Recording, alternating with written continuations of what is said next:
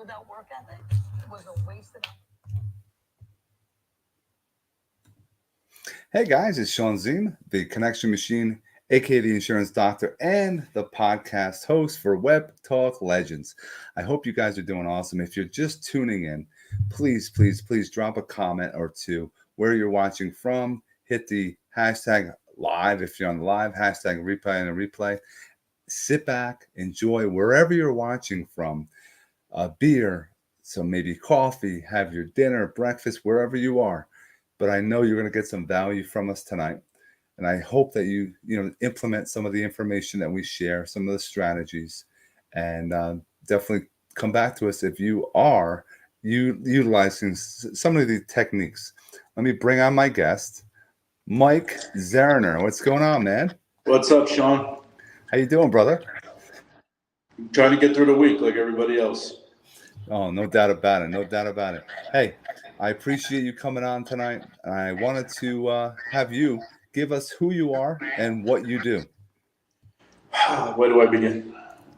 Mike Zerener. I do dumpsters, residential, commercial, and industrial, all aspects of waste hauling throughout New Jersey. And been doing it 20 years, still going strong, still relevant. And my name is synonymous with dumpsters, with everybody that we get in contact with, as Shawn can explain. I mean, every time we talk about dumpsters, your name is thrown around, right? Everyone in the investor world is in need of a dumpster. And people are like, wait a minute, this guy he focuses on dumpsters? I'm like, he basically, I'm going to say, Mike is just like the connection machine. You know people, I know people, and it's all about connecting other people to facilitate business. Am I right? The cliche goes, your network is your net worth, and it's true. I was never big on networking. I was never really into socializing like that. I did old school cold calling, stuff like that, but networking is clutch. It comes in handy, and word of mouth is the best reference. And the way you service people and the way you handle your business makes your name. And Right. Luckily, my name is with 98% of the people out there in good standings because they know I get the job done on things. And with networking, a lot of people go to drink, go to eat. They sit there, right? And they don't want to socialize. They don't want to get up and about. It's called networking for a reason. Right. What are some things that you do that maybe others are not doing that you think might be valuable to them? Well, to me, the biggest thing about the networking events are, let's be realistic. A lot of people go in there to have a good time. Right. They're getting their drink on, they're doing whatever they got to do. They're talking about business, but maybe 5% of the time they're there. Other than that, it's just mingling and talking about everything else except what you came there for. So with me I usually go to networking events. I try to get there early, talk to people before everybody starts getting into their rhythm of drinking and everything else, because then you give them a card, you exchange information, then half the time they don't remember who you are anyway. So, and you don't got their full attention. So to me, when you're networking, you want that privatization almost. Like you want to be there with them so they're recollecting everything you're giving them to take in. Mm-hmm. And a lot of times there's a misconception of that, And I go to events that have nothing to do with me. I'm not a realtor. I go to real estate events because a lot of my clients are realtors. I go to investment events. I'm not an investor, but those are another portion of my clients. So it's beneficial for me because I'm the only person that does that. You don't see garbage haulers at all these events, but I show my face now, and when I go to events sometimes, they're like, oh yeah, Mike Zerener from Facebook, the guy that does dumpsters. You're like, yes, that's me. But I keep that profile where they know me, but I don't interact as much. They just know I do dumpsters and I keep it professional. I keep it personal to a distance. Now, going to these events, like you said, a lot of people are like, I don't know. And then they forget their face, they forget the phone number, they forget the contact information. What I've always found, what do we normally do when we are doing those events? Every single person usually gets their phones out, they get their arm around somebody, and they take a picture, right? Get a picture, yep. Tag And them in. at first, I'm like, dude, that's a girl thing. Only girls are doing selfies, right? It's so not true, because if you are, and I always say it never happened unless you had a selfie, because now you have a picture in your phone. As long as you remember who that person is, you can text it to that person. Hey, just want to let you know I have a picture of us. You put it in your phone. You have what they look like. You can never forget somebody now because you have all their information right in front of you. Sure. And, the way I follow up with people too is, if I know it's going to be beneficial in the long run and we're going to do business, I always follow up every month. I usually call randomly. I'll go through my phones and I'll be like, hey, let me give this person a call. Hey, it's Mike Zerener. I do dumpsters if you're ever in need. Because sometimes they forget that you do dumpsters. They forget what your trade is. If you have a friend that's a plumber, you forget he does plumbing because you call the corporate number, Roto-Rooter, because you don't know anybody. Yep. But like I said, the word of mouth reference is key to doing anything. Luckily for me, with the dumpsters, doing sales work, I wasn't out there for a long time doing sales work. I wasn't out there full time hitting the pavement, giving out cards. It was all word of mouth reference, and I was doing 100, 150 boxes a month. And that's ridiculous in this industry, because nobody really does that. But luckily for me, I have a good reputation. And to me, reputation means more than money. Because without the reputation, you make no money. And that's something I firmly, firmly believe in. Now you have to have and continue to work. And when you're working and you are closing business and people are happy, they're going to come back for you and more and more, and they're going to recommend you. It's a very powerful thing to do. I want to give a shout out to William Caldwell. He's watching. Lorraine's on. What's going on, guys? If you have questions, any comments, just drop them below. We'll definitely answer, another time or throughout this conversation. Now, Mike, we've known each other for a couple years now. You have some kids. How has having kids changed you and your business? It's a very fine line. I learned that I'm guilty of this to the T, of balancing time.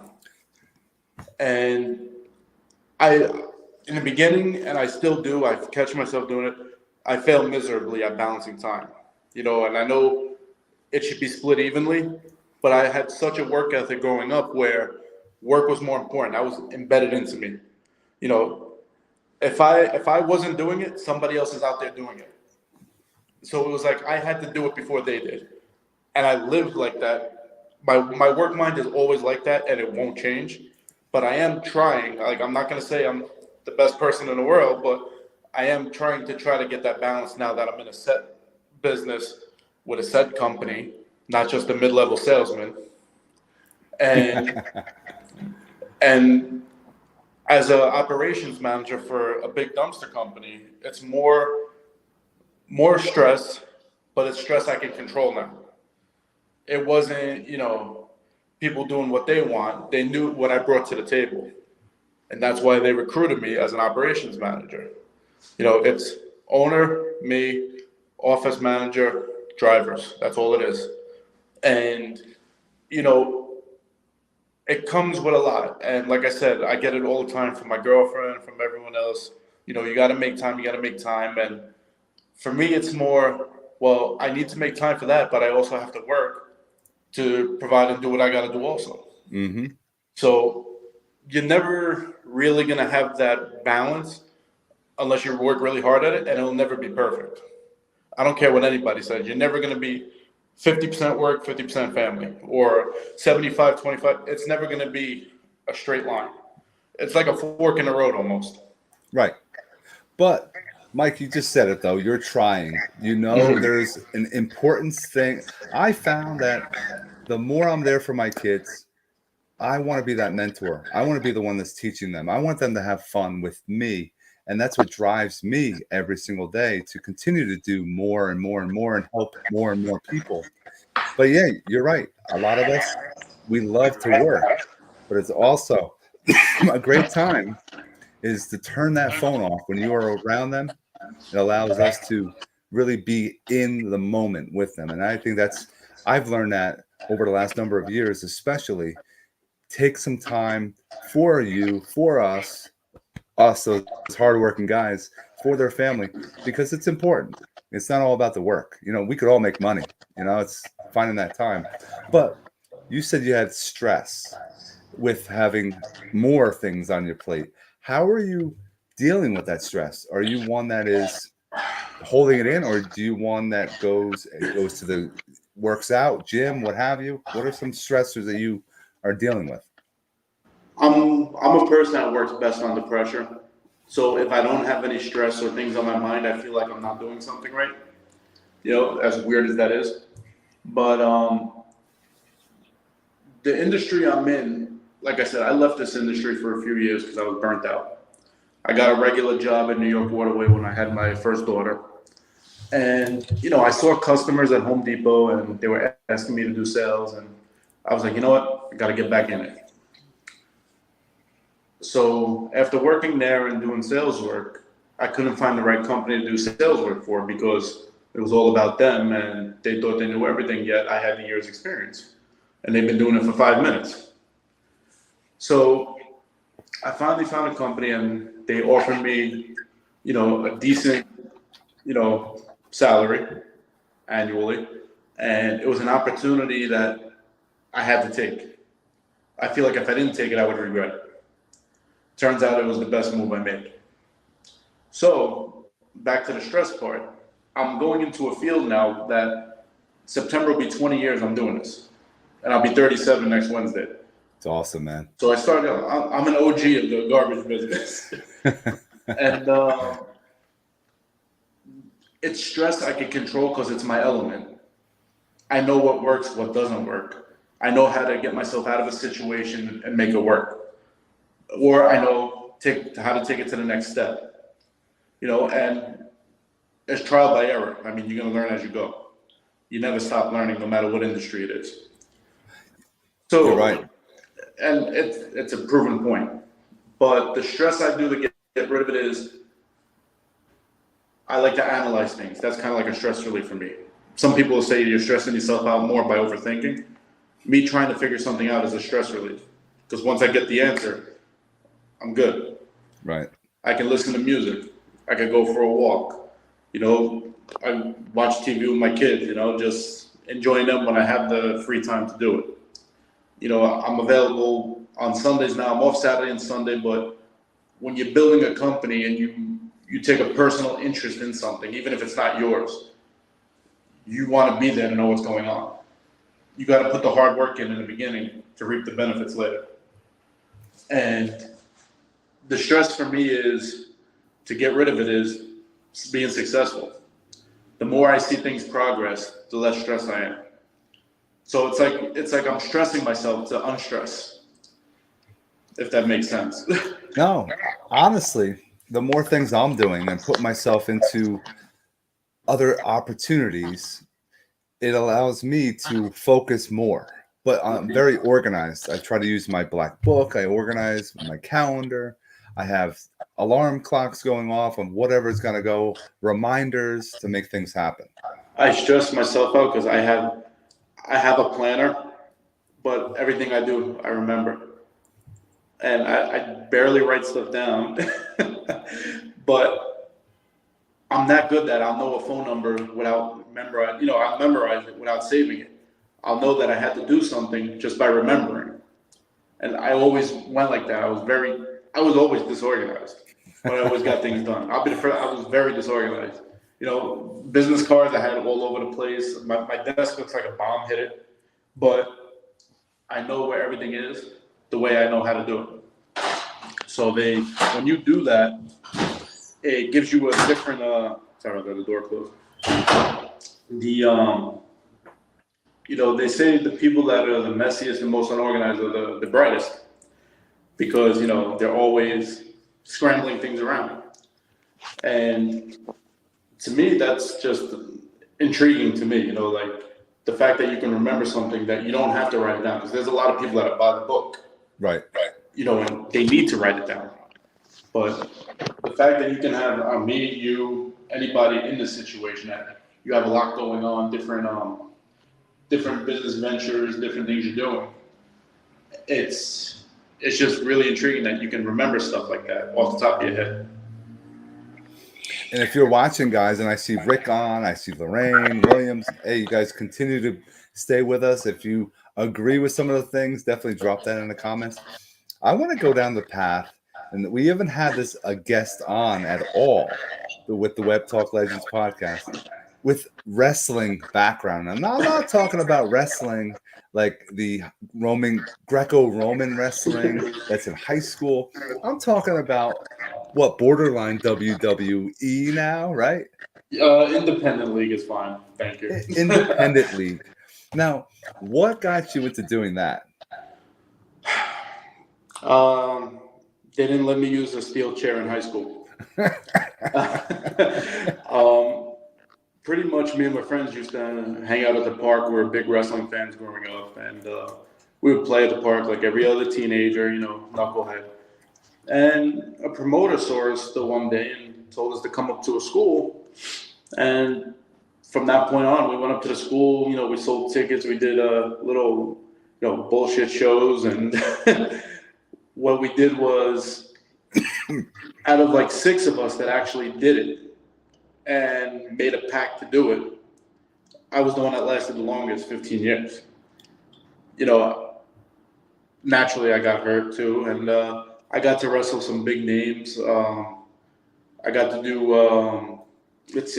Hudson Catholic High School. I got to main event with my tag team partner against 1980s WWF guys, Brutus the Barber, Beefcake, Greg the Hammer Valentine. I got the tag team with Superfly Jimmy Snuka, Nikolai Volkov, the Iron Sheik, Scott Steiner, Honky Tonk Man, all guys that I grew up watching growing up. I got to be in the locker room with these guys.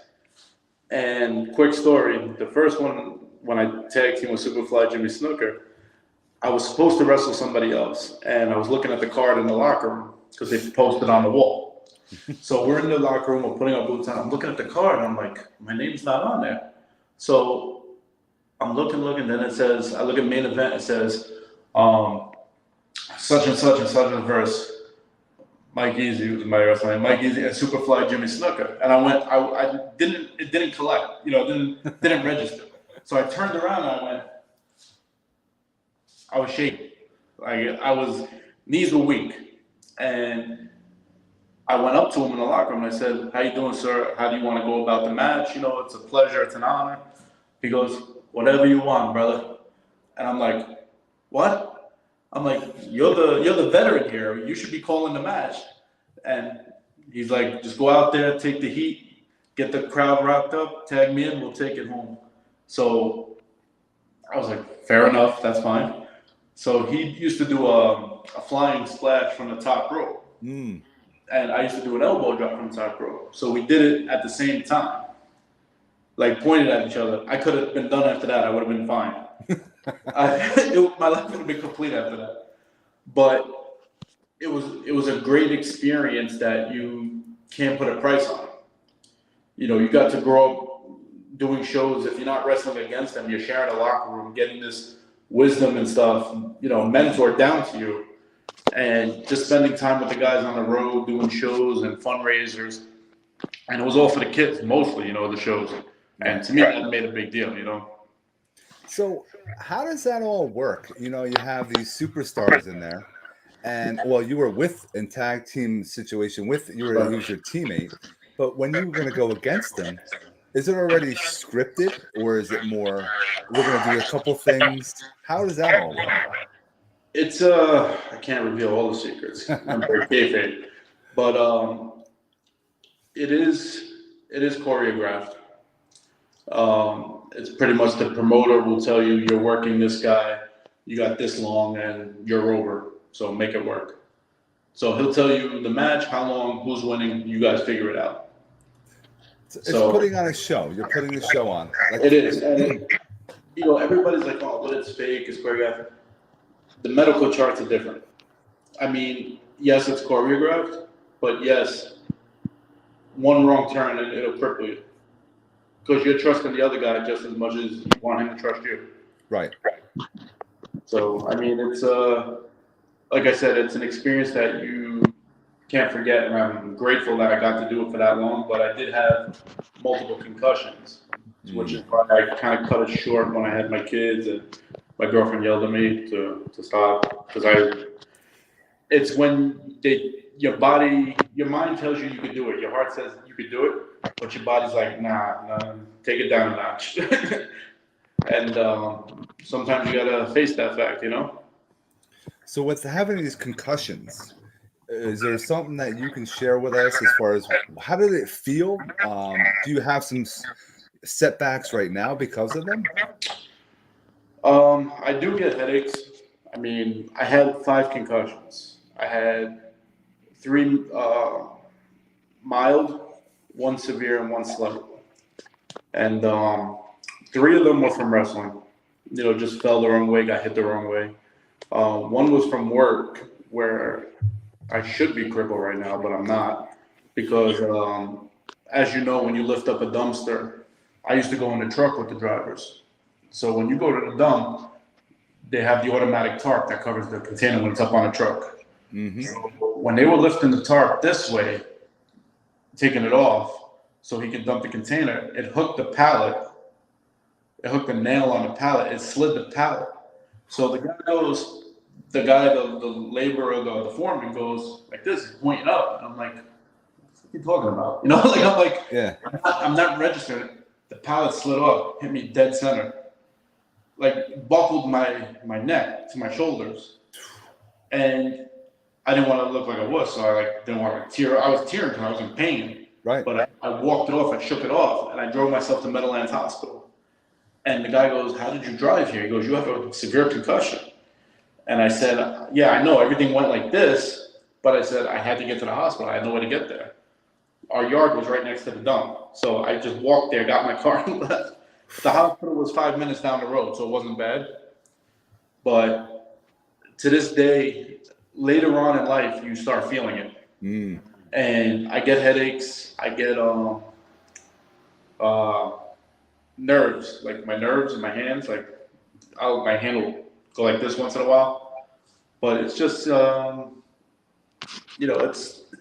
it's the concussions from wrestling I didn't care about because I did what I wanted to do. That was a childhood dream that I got to live out, so I could deal with that. If they asked me if I would do it again, absolutely. But the pilot thing I could have did without. But the other time is I just got up really fast and I hit my head on something and it was slight. But later on you realize how precious to keep your, not to get hurt, to do things the right way without getting hurt. Mm-hmm. Being in shape is one thing and everything else, and same thing with me. I was in shape. I lose weight, I gain weight. That happens. But to keep your body intact, I had knee issues. I had neck issues, back issues, concussions. It's the price you pay. It's called getting old too. We have Lorraine. She said my grandfather loved wrestling. We would watch wrestling on every Sunday on TV with him when we were younger. Hey, my grandfather, my grandmother, they always watched it. It was like a freaking. They if you called them during it, they would not answer the phone. Man, it was an experience. I still get calls like to come do shows in my hometown, which is pretty cool. But sometimes I'll do an appearance but it's kind of like bringing an alcoholic to a bar. You bring him to it, he's gonna want to drink.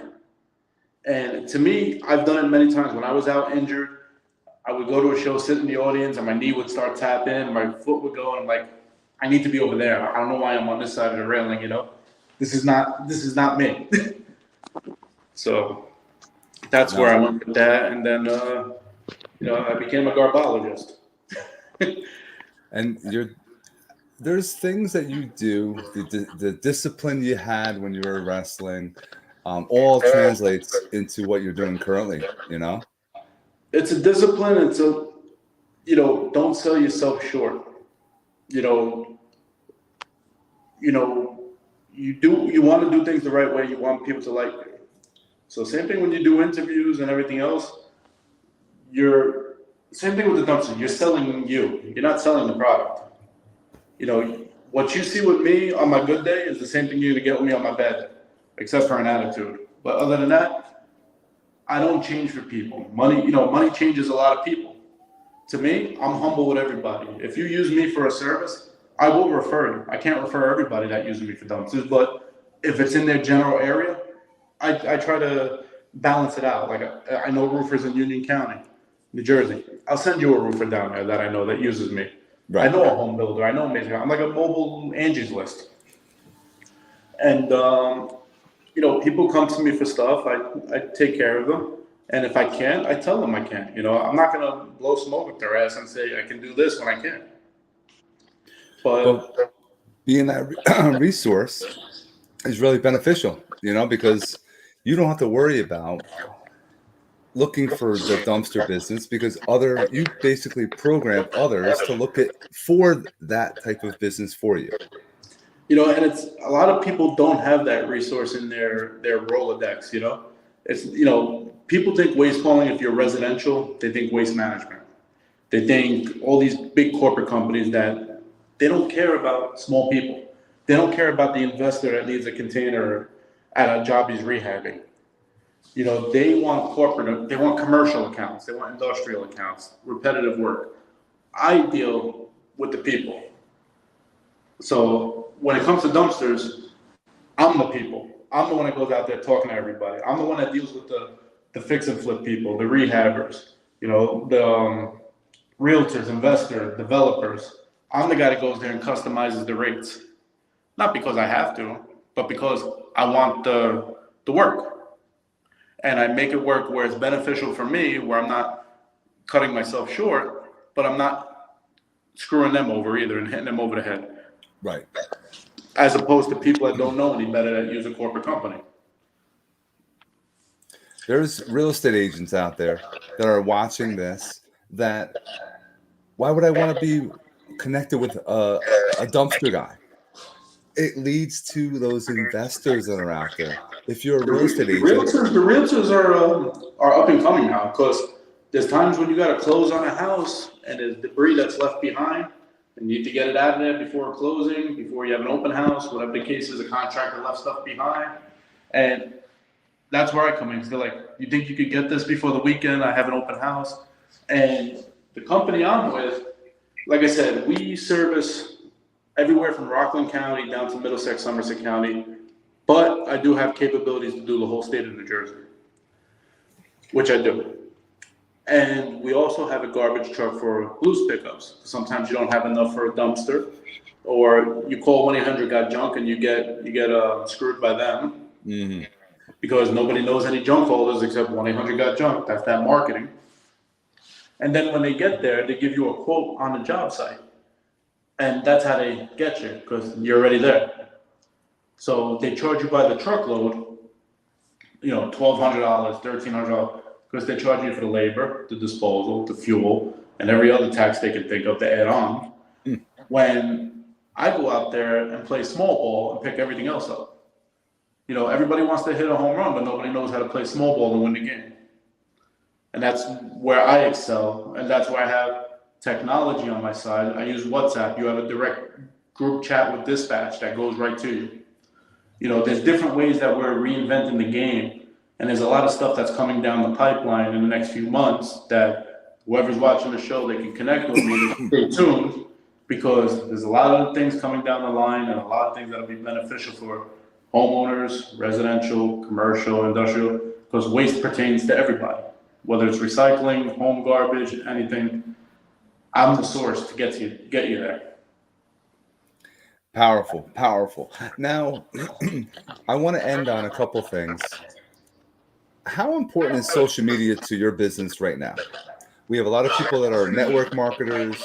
There are people that use it I'm an insurance and network marketer.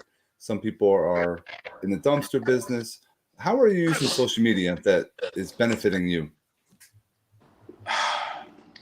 You know firsthand from Facebook and everything else, not to sound arrogant or anything, because I'm humble with everything. Put a post on who needs a dumpster, see what happens. 20 out of 25 mentions, usually me. I usually clean sweep it. Social media has been clutch for me, and a lot more people are using social media. as opposed to when I first started in this business, social media wasn't even a thing. You know what I mean? People cold calling, and I revolutionized that by going to Home Depot, handing out business cards to contractors, and the mail-in flyers with coupons, and that was social media. That was the way to do things. But social media came a long way, and it's groundbreaking for a lot of people, no matter what the industry. As long as you keep with it and you follow up, I mean, LinkedIn, I mean, all these platforms are beneficial. I don't have the time that much to get on social media besides Facebook. I don't have time for Webtalk, which I will be doing more. But it's very beneficial because even if people don't use you, they know who you are. I have an investor that I've been chasing for 4 years, but he's very loyal to who he uses. And I respect that. And I tell him, whenever you're in a pinch, call me, I got you. So I respect people's previous relationships with people. Mm-hmm. But just know, when they mess up, I'm going to be right there to clean up. And, I don't do contracts with people. I don't do all that because my service speaks for itself. I sell service. And if I'm not good enough to perform that service, you don't deserve to use me. Or I don't deserve you to use me. Let me rephrase that. And, and you have a right to use somebody else that could do the job. So I never hold anybody to that level where you're obligated to use me. I let my service speak for itself, and it's been beneficial and been successful so far. No, it's incredible. The ride we've been on together, and I'm hoping that those who've been with us all through our conversation, reach out to Mike, friend request him. He's on Webtalk. The link is on below. If you have investors that he can speak to, real estate agents, if you guys have any ideas for him as far as marketing, other techniques. I know there's YouTubers on here. There's people that are selling silver and gold. There's so much in this Webtalk platform that could definitely all work together and grow to exponential heights. So I appreciate you coming on, brother, and drop some massive value for us today. Hopefully you guys, learned a thing or two and know what I do, and hopefully we can be in contact and we can help each other out. That's the name of the game. So, and Deanna, thanks for joining us. She's so much value. Guys, if you have any questions, definitely drop them in the comments, and I'll have Mike's contact information available. Reach out, connect, and make it happen. Thanks, Rick. Thank you, Shawn and Mike. Thank you very much, Rick. Thank you. And have yourself an awesome night, guys. Have a good night.